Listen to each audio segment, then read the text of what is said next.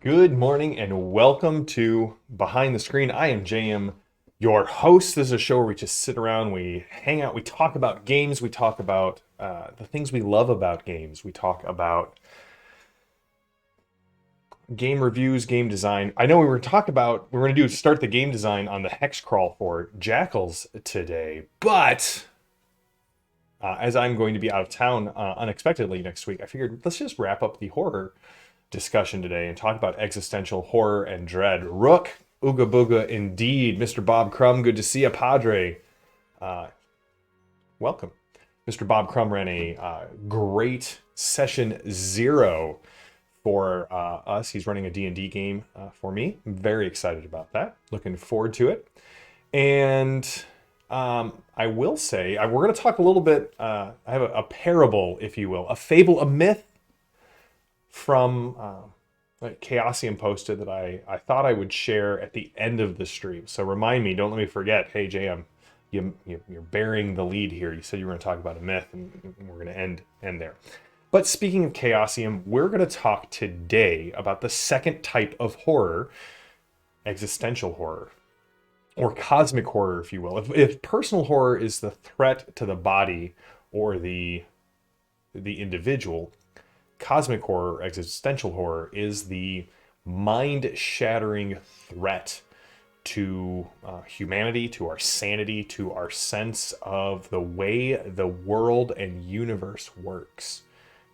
Exemplified, if you will, by the writings of H.P. Lovecraft, August Derleth, Clark Ashton Smith, touched on by Robert E. Howard, picked up by Guillermo del Toro. It's a theme that kind of runs through a lot of his work.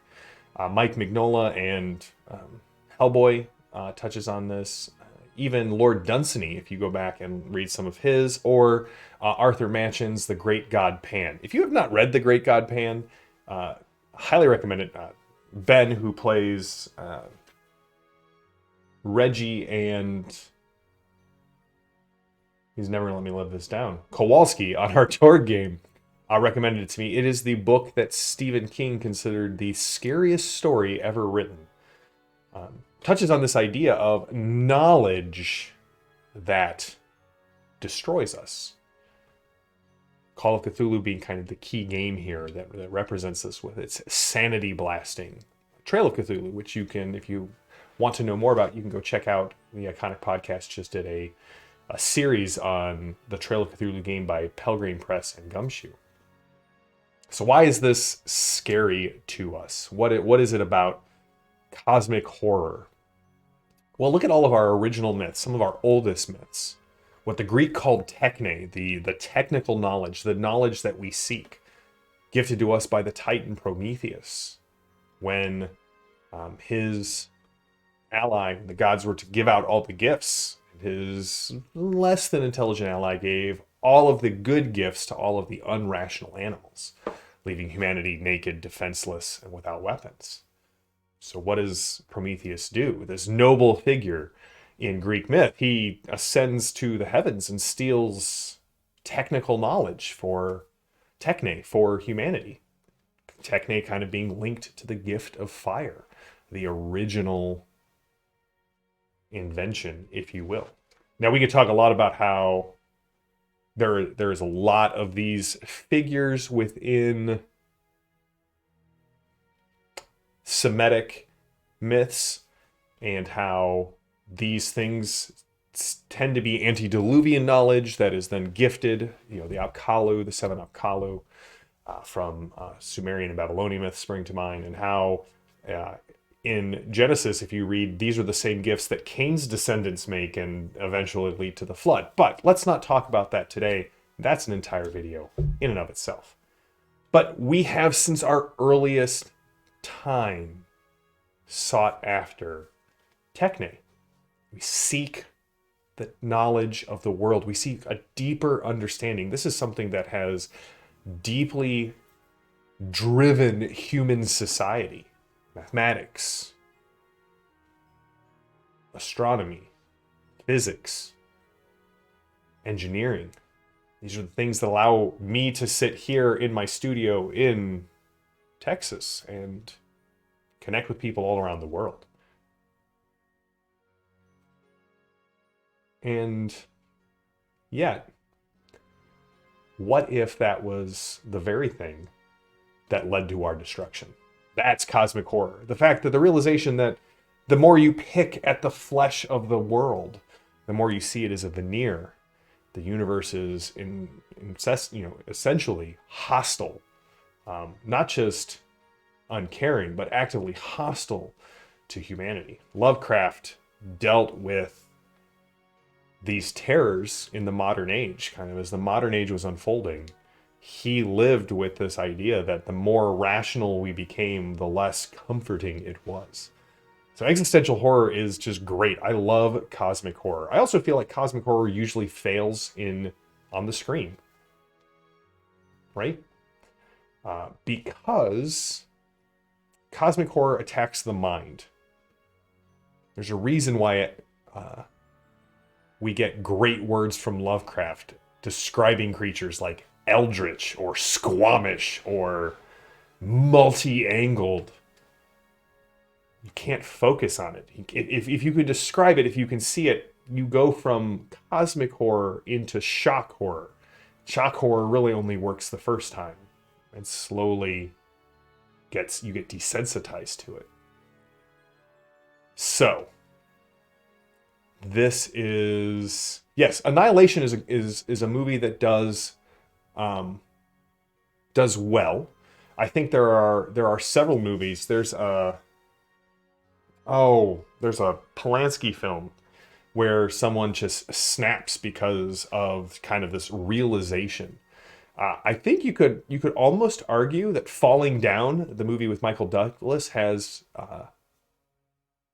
whiffs of maybe not cosmic horror, but at least the existential dread that causes the veneer of civilization to just shatter for someone. And this is usually what happens when, right, we think of knowledge as something that enlightens us, that the fire of techne will illuminate our path.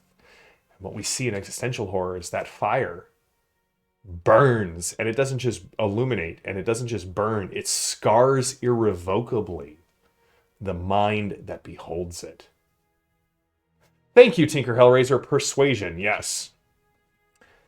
So I think, that's one of the things when we're playing at a table. I think cosmic horror is far easier to get a group to sign off on than personal horror, but it's also harder for us as GMs to accomplish because dread is far more difficult to invoke than fear. Dread is that sense, that oppressive sense that kind of wraps around us and squeezes us tightly because we don't know what's going on. All of our rationality just breaks down, and we are filled with this sense of dread. Now remember, dread and awe have very similar connotations originally, and it's that dread or that awe that is also often linked to ecstatic or spiritual experiences, right? Not all dread is bad, but is a very difficult thing to replicate. I'm not sure I have any good answers, but here's where I'm coming from with this. When you are trying to, we talked about how all horror gaming essentially breaks some of the player's expectations of the game. We talked about how personal horror breaks the expectation that they will be fully in control of their characters' actions. Right? That's kind of the basic assumption. The GM controls everything but the player characters and their actions. Personal horror says, no, your body is fair game.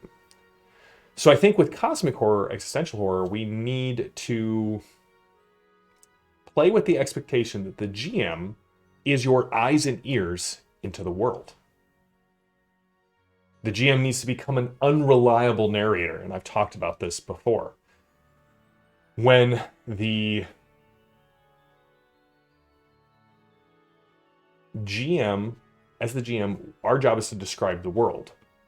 Well, if we can't describe the world in a way that the players recognize or can trust, that feeling of tension that is the precursor to dread starts to rise. Go back and look at the Fading Suns episode that I did, which I think is one of the most successful senses of dread that I've accomplished on stream. Every time they experienced something, it was not the same the second glance. They didn't actually know if there was an enemy there, or if it was just sort of the scariness of a haunted house, or an unknown area that we all experienced the first time. Now, granted, there was a demon loose on that space station and eventually came after them, but the rising dread was broken, I think, as soon as the source was revealed.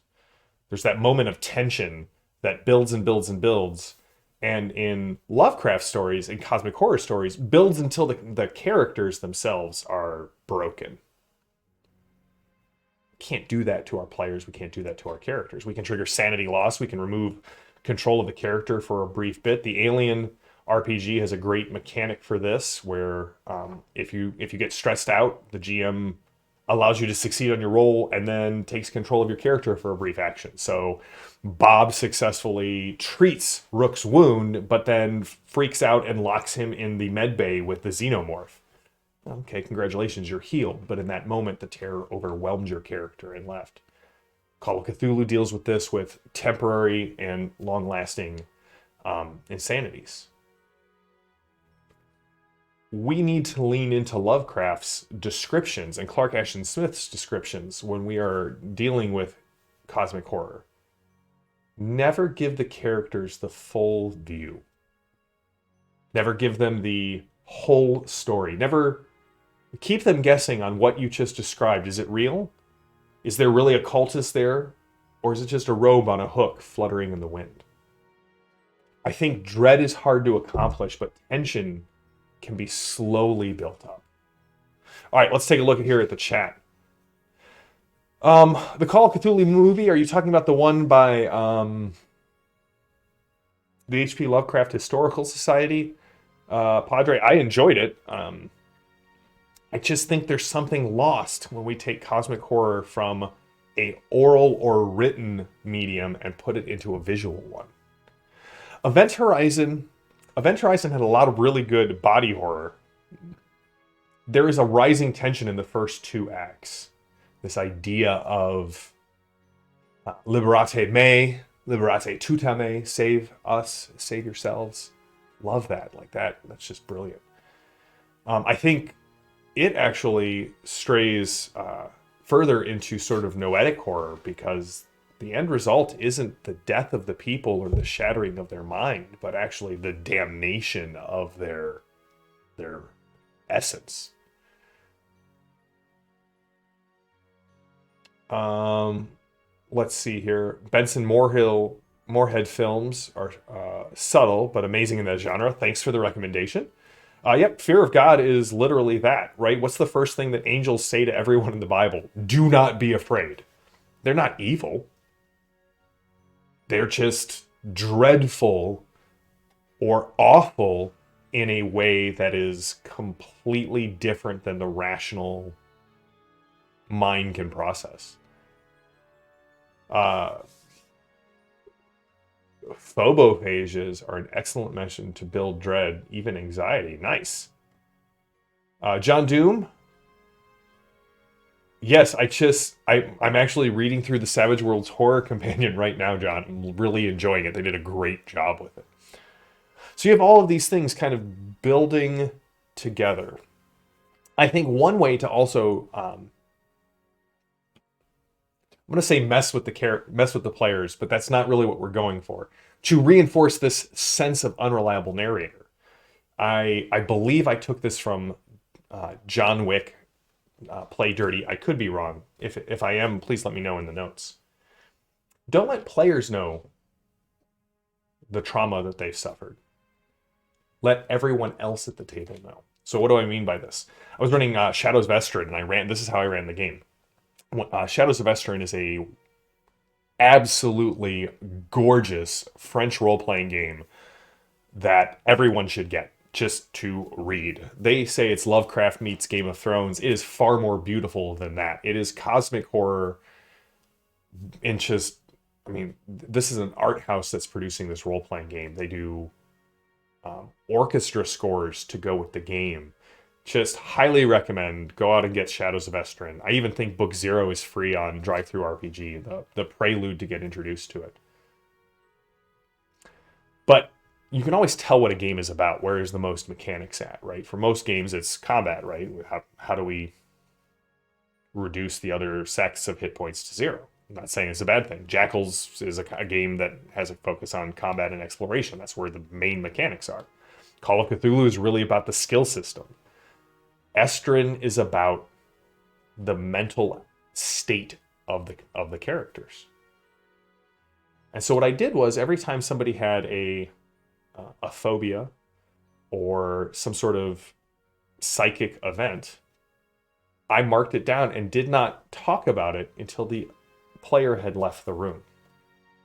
So one guy, and it's all based off your traits. So you pick your traits knowing that as each of these traits starts to disintegrate, this is kind of the path it's going to progress upon. So the character picks the types of things that, or the player picks the types of things that can happen to their character, but how they're implemented is different.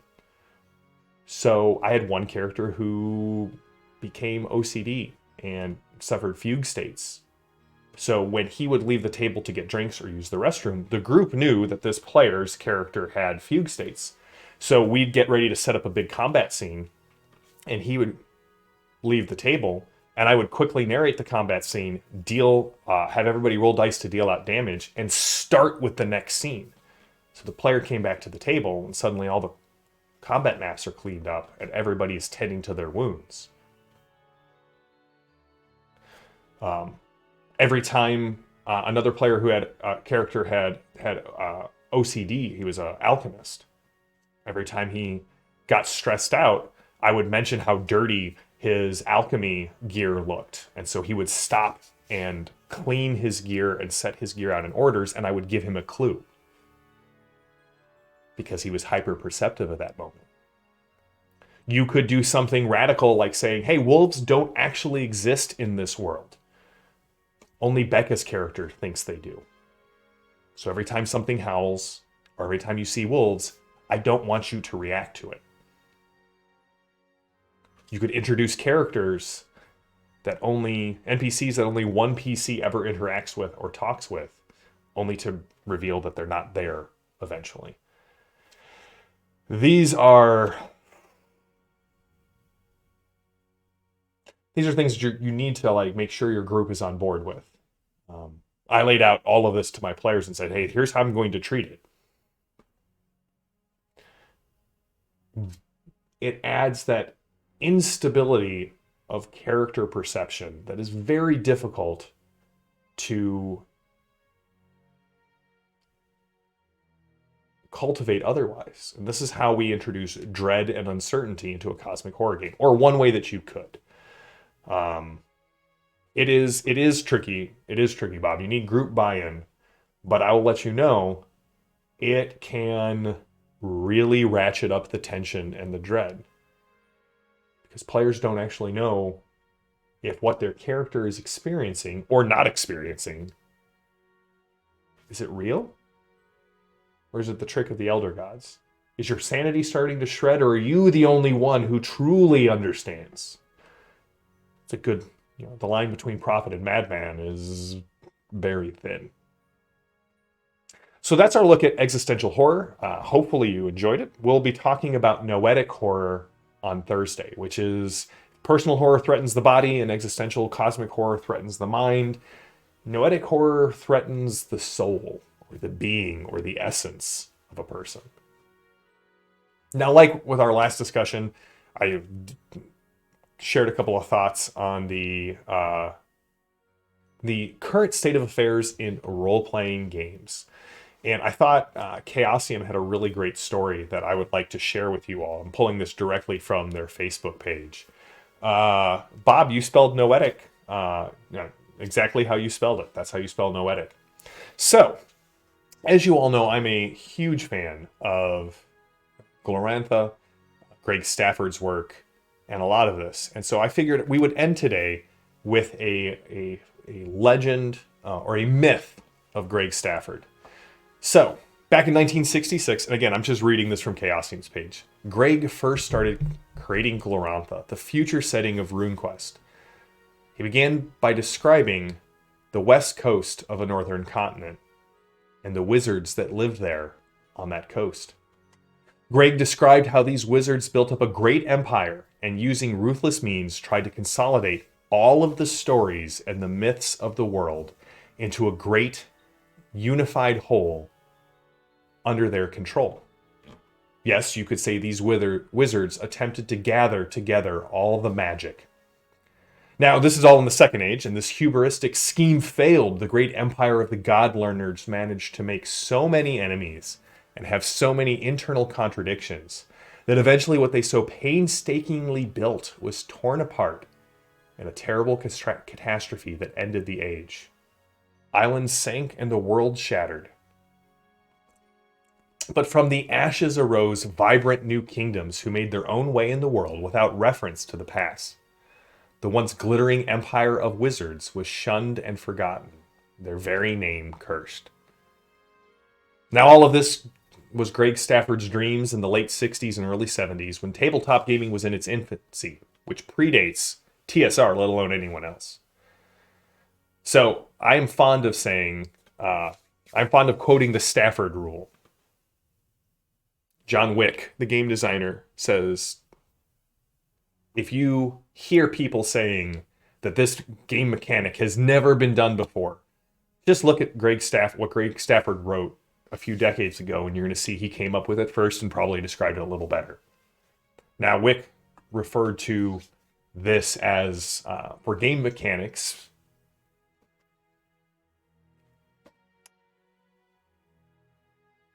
I thought it was a fun myth.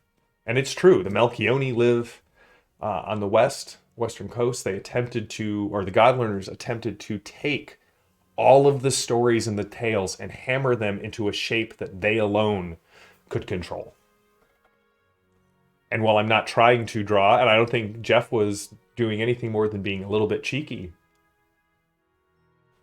we should be careful of anyone who tries to take all of the tales and all of the stories and say, this is the way it is done. So, I know there's a lot of fear and trembling out there. I know that, heck, Strange Owl is dealing with stuff related to this. But I think, and we're actually, Evan and I, on Exploring Glorantha starting in February, we're going to start looking through the timeline of Glorantha. When we get to the Second Age, we're going to talk a lot about the God Learners. But just remember, one of the nice things about studying history is you know that all of this happened before, all of this will happen again. Gibbon's rule has yet to fail us, even though there seem to be longer cycles between barbarism and civilization. I know I just quoted Battlestar. I'll give you the Star Wars one. The more systems you attempt to clench tightly of, the more they slip through your fist. So there's a lot of exciting news out in the OGL and the gaming space. Free League just announced that both of their games are going to be